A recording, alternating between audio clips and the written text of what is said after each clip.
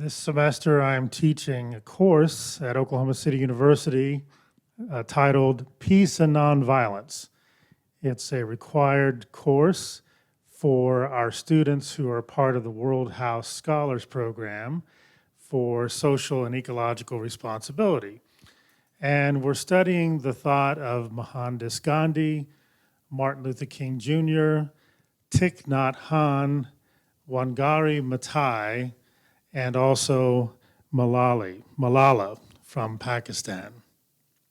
And in rereading their works, I have been reminded that one of the common misconceptions about persons who are committed to using nonviolence in their work for social change is that because they are nonviolent, they must be somehow passive and non-resistant.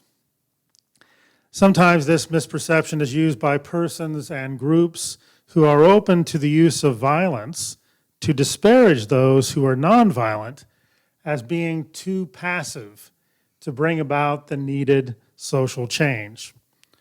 Most major nonviolent movements for change have had to address this criticism at some point, especially if the desired social change was slow in coming to fruition.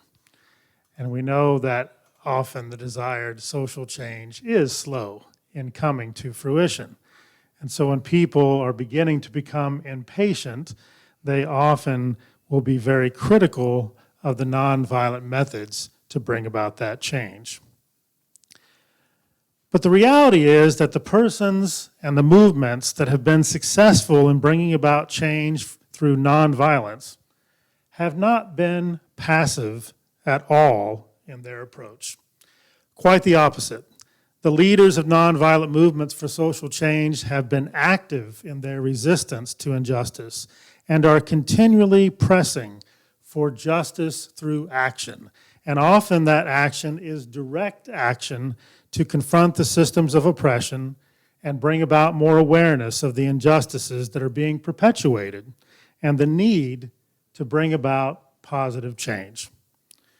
Persons like Mohandas Gandhi, Martin Luther King Jr., Thich Nhat Hanh, Wangari Maathai, Malala Yousafzai, Greta Thunberg, and so many others have shown us that nonviolent resistance is not passive acquiescence, but rather the active use of creative tension to keep moving society towards greater justice in the work to cultivate a beloved community. One of the books that we're reading in my Peace and Nonviolence class is Gandhi's autobiography, which he titles his experiments, My Experiments with Truth. And Mohandas Gandhi comes to realize in his work for the rights of Indians in both South Africa, where he lived and worked for many years, and in India itself, that justice was not something that was simply going to be given to the Indians by the British Empire. That is not what empires do. Justice and independence were things that needed to be relentlessly insisted upon and worked for if they were ever to become a reality. In the years from 1893 to 1914, when I first typed that, I have to admit, I wrote 2014. It's just habit. But in the years from 1893 to 1914, while involved in public service for the Indian people living in South Africa, Gandhi developed an approach to nonviolent social change, which he called satyagraha, which means literally desire for truth, and has often been translated as truth force. Satyagraha is sometimes misleadingly described as promoting passive resistance, but it is more accurately characterized as a philosophy of active, nonviolent resistance. Like many wise persons before him, Gandhi saw clearly that unjust laws are not laws at all. And he believed that it was a moral duty to directly disobey those unjust laws, but to do so strategically, publicly, and nonviolently.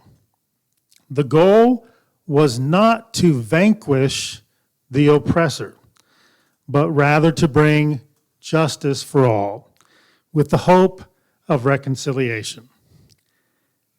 Gandhi's Satyagraha movement would engage in strikes, fasting, protests, and nonviolent and public disobedience of unjust laws. When Indians in South Africa were forced to be registered for the purposes of discrimination, they burned their registration cards. When the British regulated the production of salt in India, Gandhi and thousands of others marched to the sea to make their own salt in symbolic defiance. When the British restricted the production of textiles in India, Gandhi spun his own clothes and encouraged all other Indians to do so. The Satyagrahis, those persons fully committed to truth force, would sometimes be beaten, but they would not return violence for violence. They were imprisoned by the thousands. And Gandhi would make use of this prison time for reading, meditation, reflection, and planning. The power of a persistent and widespread nonviolent movement proved to be overwhelming for the colonial authorities in both South Africa and in India, as they eventually succumbed to the demands for justice, and in the case of India, demands for its independence from Great Britain. In 1935, one of the most influential African-American ministers in the 20th century, a person by the name of Howard Thurman, traveled as part of a 4-member delegation to visit Gandhi in India, where he was leading this nonviolent struggle for independence from British rule. And this visit helped Howard Thurman bring the power of nonviolence to bear on the struggle for civil rights in the United States. And it was during Thurman's time as Dean of the Chapel at Boston University that Thurman encouraged Martin Luther King Jr. to study Gandhi's nonviolent direct action approach and to apply it in the civil rights movement. King himself traveled to India in 1959 to learn from followers and family members of Gandhi.